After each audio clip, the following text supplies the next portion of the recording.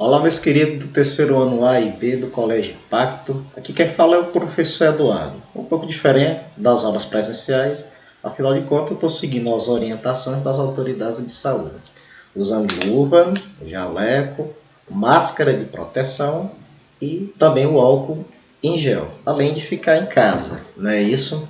Em tempos de pandemia do coronavírus, o momento é de se cuidar e de buscar alternativas para se adaptar a essa nova realidade. Afinal de contas, a educação não pode parar. E para isso é necessário seguir algumas dicas e orientações, tais como rotina de estudo, local ideal para estudo, equilíbrio emocional, se alimentar, o emocional de modo geral e etc. Pedir ajuda aos familiares, já que você está em bastante tempo em contato com eles. Eu tenho certeza que eles vão ajudar você na medida do possível, né? E utilizar as ferramentas tecnológicas ao seu favor. Procure o que mais importante elas podem agregar na tua rotina de estudo, o que pode fazer com que você melhore a cada dia. Então são dicas que eu acredito que vocês já estejam seguindo, né?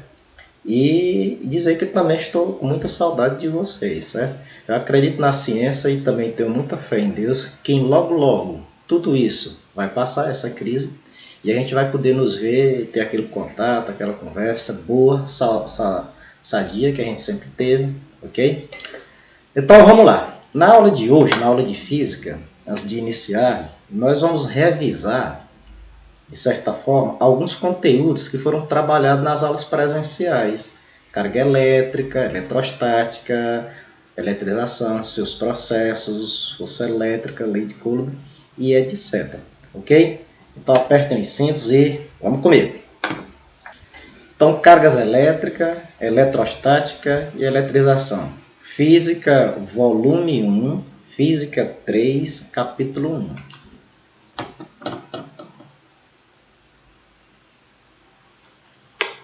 Meus amores. Então, eletrostática. Primeiro vamos tentar definir o que é eletrostática.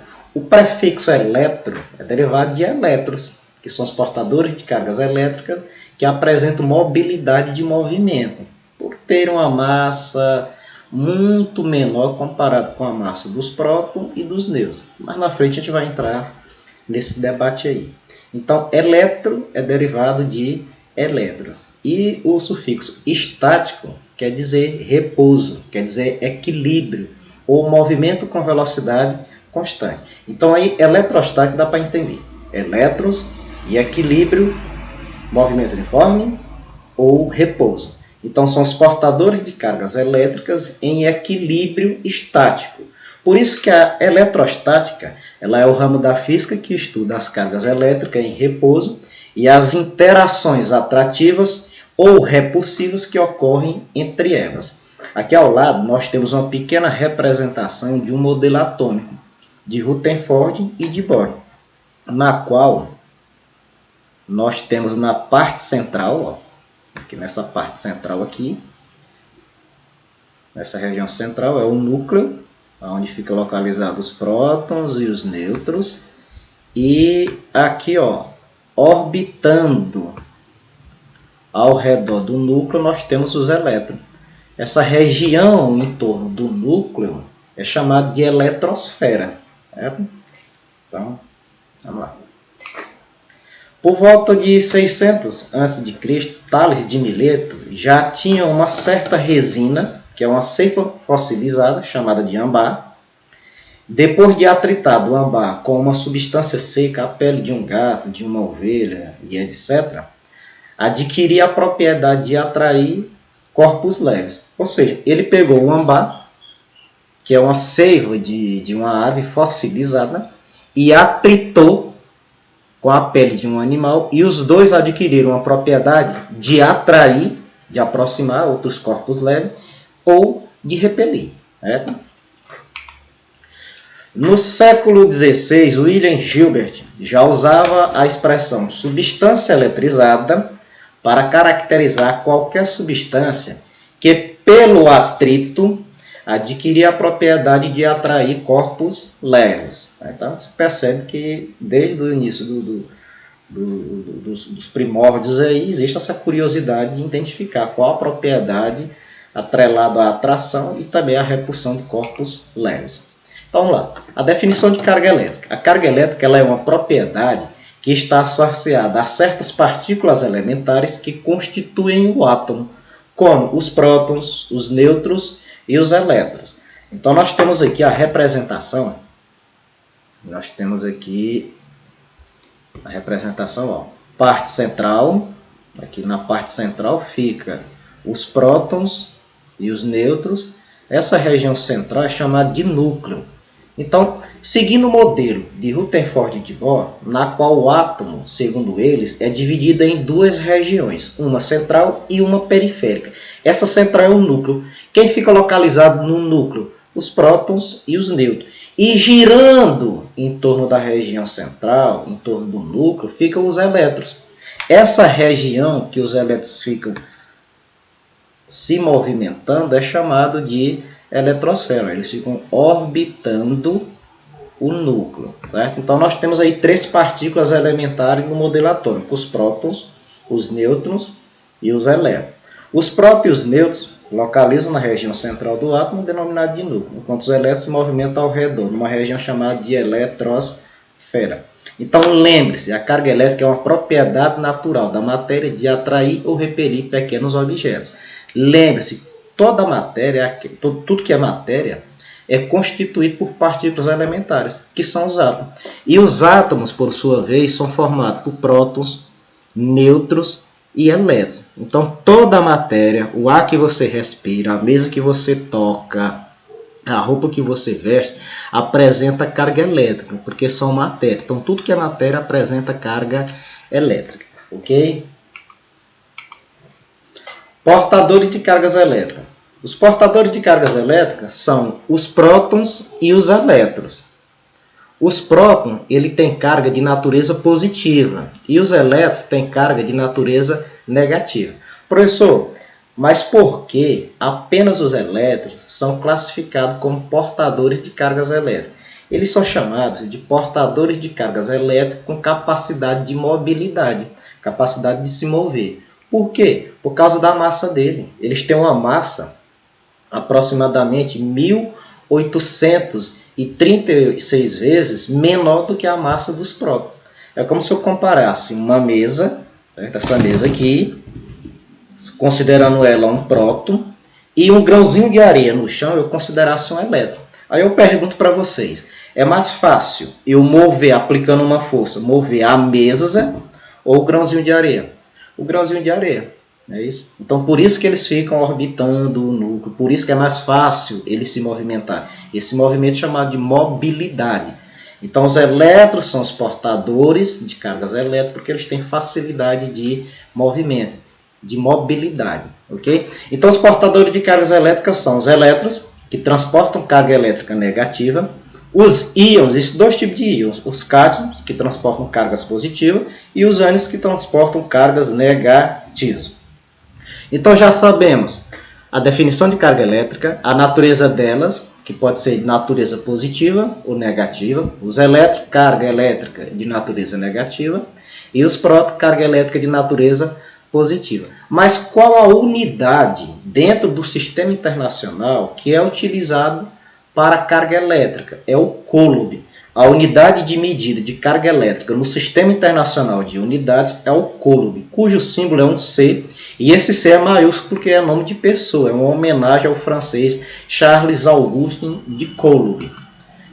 Então está aqui um comparativo, um pequeno comparativo. Nós temos aqui a partícula, o elétron, a carga dele, ó, menos. Por que menos? Porque os elétrons têm carga de natureza negativa.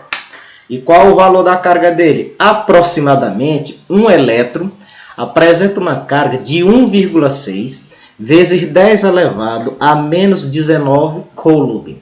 Essa carga aqui é chamada carga elementar ou carga fundamental. É a menor carga elétrica existente na natureza. Já os prótons, ó, um próton, ele possui uma carga de 1,6 aproximadamente vezes 10 elevado a menos 19 coulomb, porém positivo. Então, um próton e um elétron, eles têm cargas em módulos iguais. Só que um é positivo, o outro é negativo. E o nêutron, coitado, o nêutron tem carga zero. Agora vamos comparar aqui, ó, as massas. Né? As massas. Olha a massa do elétron. 9, aproximadamente 9 vezes 10 elevado a menos 31 kg. E a massa dos elétrons, dos prótons, perdão, 1,7 aproximadamente, vezes 10 elevado a 27 kg. Se você pegar e dividir a massa do próton pela massa do elétron, vai dar um valor aproximado de 1836. Ou seja, os prótons têm uma massa de 1836 vezes maior do que a massa dos elétrons, ok? E a massa dos nêutrons é igual à massa dos prótons. Por isso que os dois, por terem maior massa, serem mais pesados, entre aspas, eles têm mobilidade limitada. E daí eles ficam localizados no núcleo. E os elétrons, como são leves, ficam orbitando, circulando em torno do núcleo. Beleza? Vamos para a próxima. Condutores elétricos. Condutores elétricos são fios, cabos, os metais de modo geral, são substâncias que apresentam portadores de cargas elétricas livres. O que são esses portadores de cargas elétricas livres? Eles apresentam uma grande quantidade de elétrons livres e que têm facilidade de mobilidade, de entrar em movimento. Por isso são classificados como condutores elétricos. Então, resumindo, os condutores facilitam a propagação, a passagem dos elétrons, da eletricidade de modo geral. Ok? Os isolantes ou dielétricos. Essa palavra dielétrico é a mesma coisa de isolante, certo? Os isolantes são substâncias que apresentam uma quantidade limitada de elétrons livres e isso dificulta a mobilidade dos mesmos. Ou seja, entre outras palavras, os isolantes dificultam a passagem dos elétrons. Exemplo, borracha, tá esse isolante aqui da linha de transmissão e etc. Ok? Deu para entender? Se você pegar um cabo flexível de transmissão de energia elétrica para ligar um ar-condicionado, por exemplo, você tem aquela parte externa que é a capa, aquela capa de plástico, um determinado tipo de plástico, ali é um isolante. E a parte interna, o núcleo, é feito de um metal, que é o condutor. Um exemplo típico aí para que vocês entendam. Corpo eletricamente neutro. Certa vez me perguntaram, Eduardo, corpo neutro apresenta carga elétrica? E eu falei sim, e a pessoa ficou assustada. Mas como? Se ele está neutro, ele não possui carga? Ele possui. Todo corpo eletricamente neutro, o número de cargas positivas é igual ao número de cargas negativas. Ou seja, o número de prótons é igual ao número de elétrons.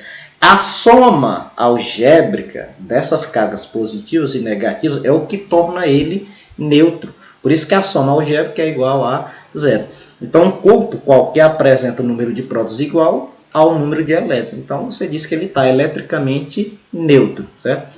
Por isso que todo corpo neutro, ele sempre será atraído por indução por um corpo já eletrizado, independente se ele esteja eletrizado negativamente ou positivamente. Então, resumindo, corpo neutro, número de prótons é igual ao número de elétrons. Está aqui embaixo, ó. Número de prótons igual ao número de elétrons. Então, vamos para frente. Eletrização. Eletrização é um processo eletrostático na qual existe no corpo ou no sistema um número, a diferença no número de prótons em relação ao número de elétrons. Certo? Porém, um corpo ele pode ganhar ou perder elétrons, mas ele não pode ganhar nem perder prótons. Então, um corpo, para ficar eletrizado, ele deve perder elétrons ou ganhar elétrons. Esse perder ou ganhar elétrons gera uma diferença no número de prótons comparado com o número de elétrons. Então, a eletrização ocorre dessa maneira aí, ok? Processos de eletrização. Vou só voltar aqui. Se um corpo, por exemplo, ele libera uma quantidade de elétrons, ele passa a ficar eletricamente eletrizado. E ele fica eletrizado positivamente. Ele perdeu elétrons, o número de prótons passa a ser maior do que o número de elétrons. Agora, se ele recebe elétrons, a esse mesmo corpo, ele fica eletrizado negativamente, pois o número de elétrons passa a ser maior do que o número de prótons, ok? Processo de eletrização. Os processos de eletrização, acredito que todos já conhecem. É o atrito, é o contato e a indução. Processo de eletrização por atrito. Por atrito. Esse processo de eletrização por atrito foi um dos primeiros. Dos primeiros. O simples fato de você pegar um pente e pentear o teu cabelo, o atrito do pente com o teu cabelo provoca uma eletrização por atrito. Então os dois ficam eletrizados. Se você penteia teu cabelo e depois aproxima o pente de papel laminado picado em pequenos pedaços, você vai perceber que ele vai atrair, alguns vão ficar até grudados no pente. Ali é um exemplo típico de processo de eletrização por atrito. Detalhe, na eletrização por atrito ocorre transferência de elétrons. Então, um ficará eletrizado positivamente e o outro negativamente. Então, após o processo de eletrização por atrito, os corpos ficarão eletrizados com cargas de sinais opostos, um positivo, o outro negativo. Eletrização por contatos. Outra informação sobre eletrização por atrito, já ia esquecendo aqui, me perdoem. A eletrização por atrito só é possível entre corpos de naturezas diferentes. Se você atritar dois corpos de mesmo material, de mesma natureza, eles não ficarão eletrizados por atrito. Okay? Eletrização por contato. Eletrização por contato, quando um corpo neutro é colocado em contato com um corpo já eletrizado, por meio de um fio condutor, o corpo neutro se eletriza. Imagine que aqui, eu tenho esse corpo aqui, que está eletrizado positivamente. E aí eu vou pegar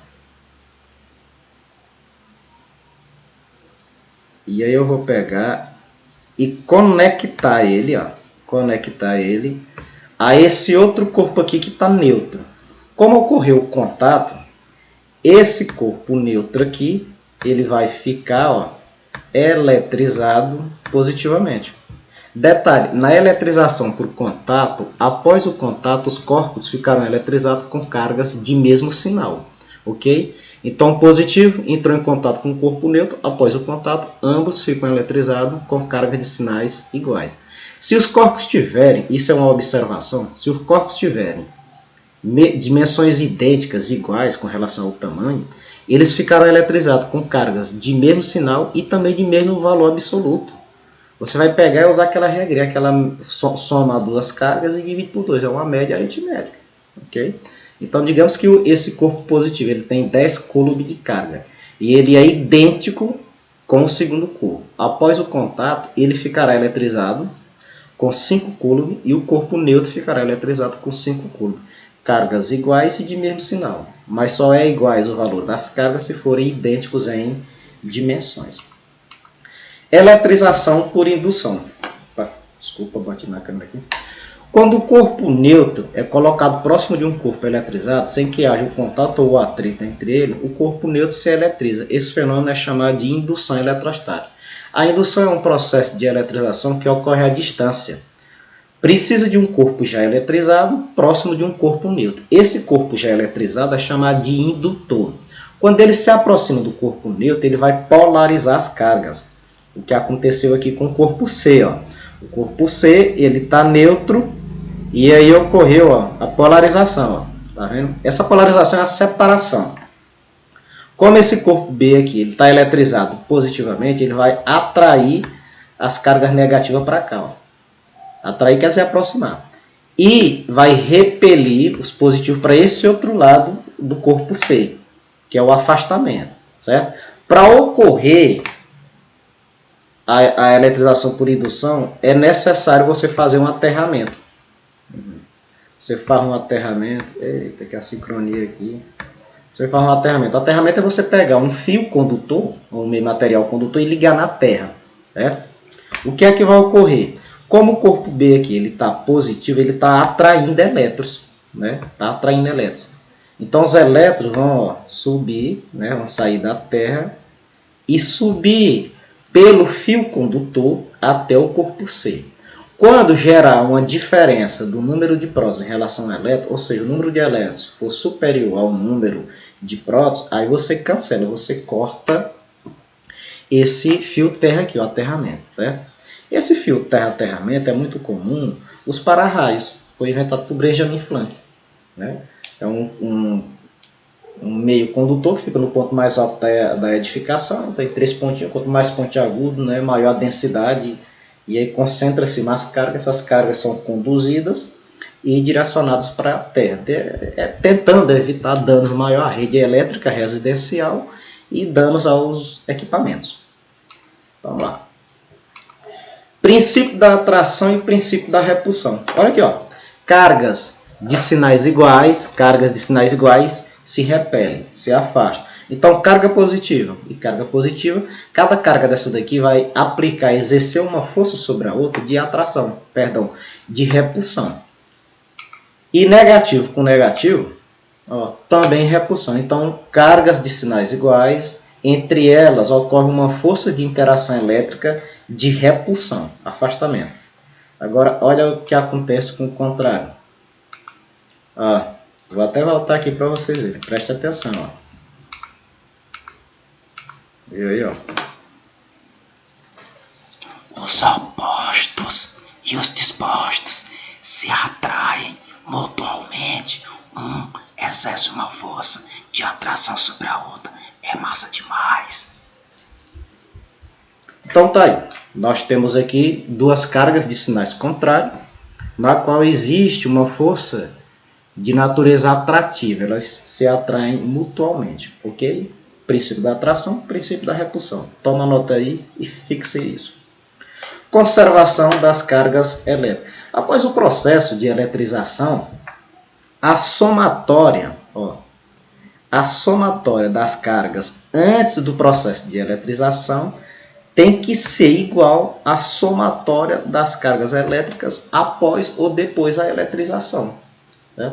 Então, a quantidade de carga antes do processo e depois do processo tem que ser igual. Isso é chamado de princípio da conservação das cargas elétricas, porque não tem perda de cargas elétricas. Então, é só. E aí na próxima a gente continua, certo, pessoal? Um abraço para vocês. Desculpando aí o improviso, certo?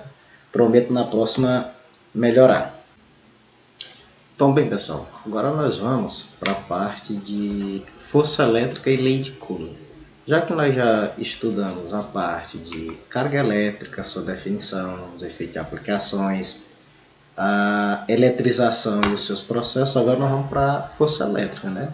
Antes de iniciarmos, nós já sabemos que existem dois tipos de força elétrica, quanto à sua natureza, que é de força de natureza atrativa e de natureza repulsiva, ok? Então vamos lá.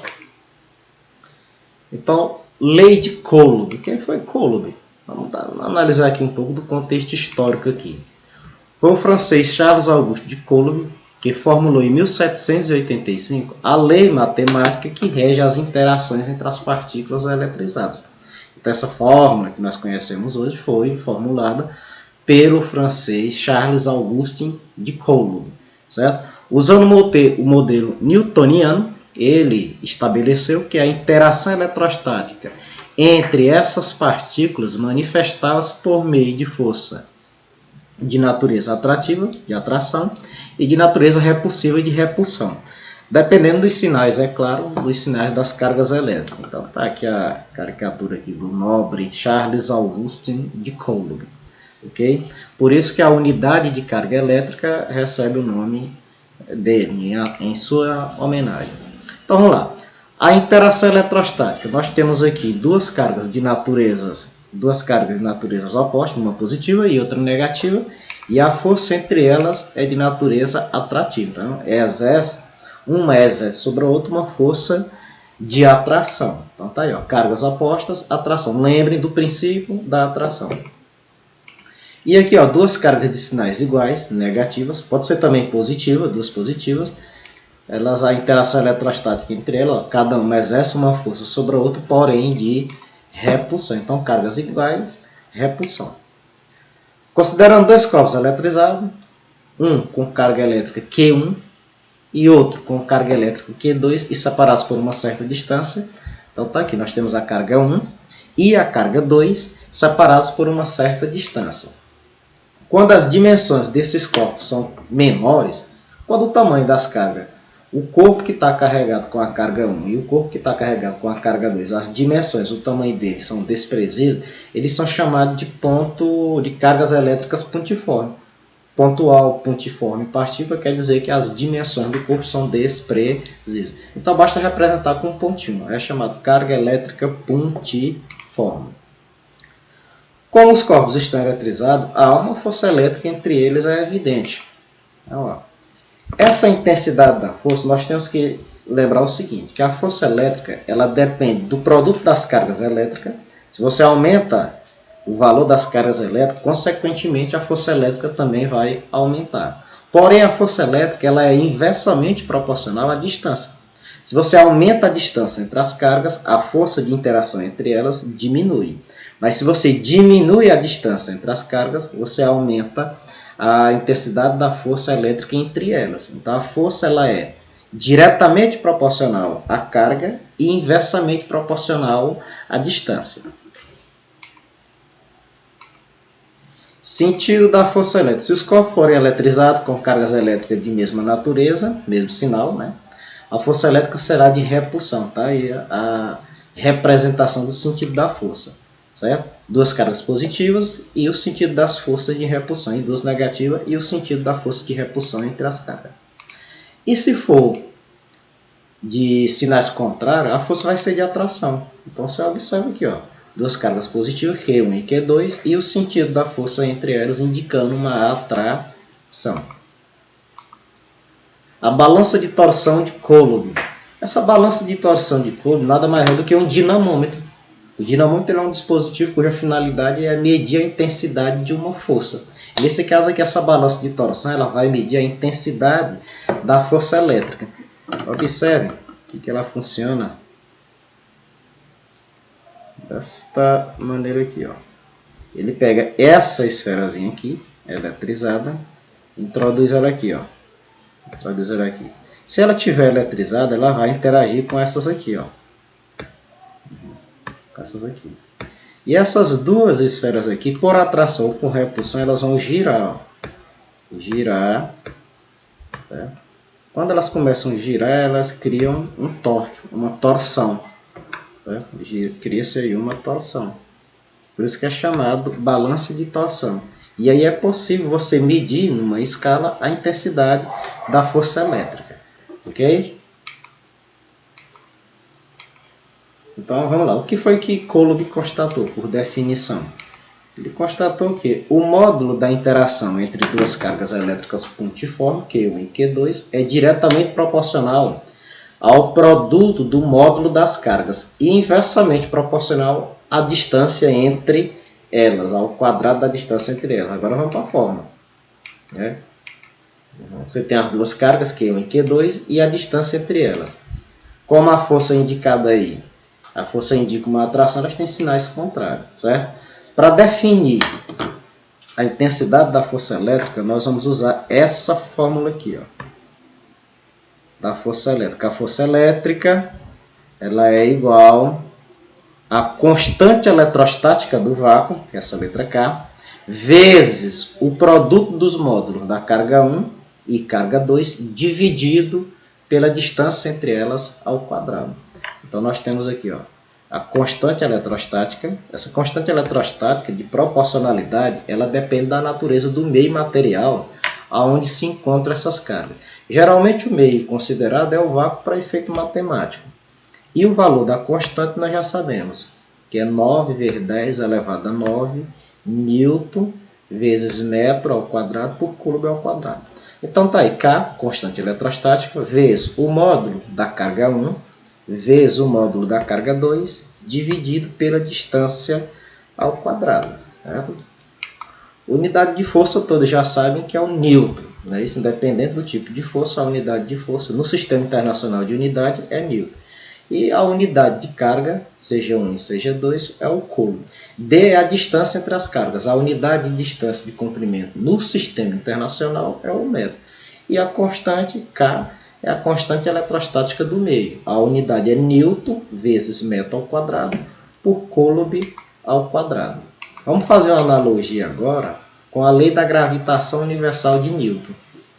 Se você observar, existe uma interação gravitacional entre a Terra e a Lua. A Lua ela é o satélite natural da Terra, ela fica orbitando a Terra. E existe uma interação gravitacional entre as duas. A Terra exerce uma força sobre a Lua e, por sua vez, a Lua exerce uma força gravitacional sobre a Terra. Os efeitos da força que a Lua exerce sobre a Terra é a maré alta, a maré baixa, quando ela se aproxima, quando ela se afasta da Terra, pois a órbita não é circular, ela é elíptica. Enfim, nesse caso aí, a força de atração gravitacional depende de quê? Depende da massa da Terra, da massa da Lua e a distância entre elas, certo? Então, se eu quisesse determinar, por exemplo, qual a intensidade da força gravitacional entre a Terra e a Lua, eu iria precisar da constante gravitacional universal, a massa da Terra, que é maior, a massa da Lua e a distância entre elas ao quadrado. Então, essa aí é a lei da gravitação universal de Newton. Agora, nós vamos comparar aqui com a lei de Coulomb de força elétrica. Constante, né? É como se nós tivéssemos substituído a constante gravitacional pela constante eletrostática. A carga 1 é como se tivesse substituído a massa da Terra pela carga da esfera 1. E a carga 2 é como se nós substituíssemos a massa da Lua pela carga 2, dividido pela distância entre elas ao quadrado. Então, a força elétrica de Coulomb pode ser de atração ou de repulsão. E já a força de atração, a força gravitacional de Newton só pode ser de atração. Então, é isso aí, pessoal. A gente encerra por hoje o nosso volume 1, Física 3, capítulo 1. Ok? Um abraço a todos e até a próxima. Fui!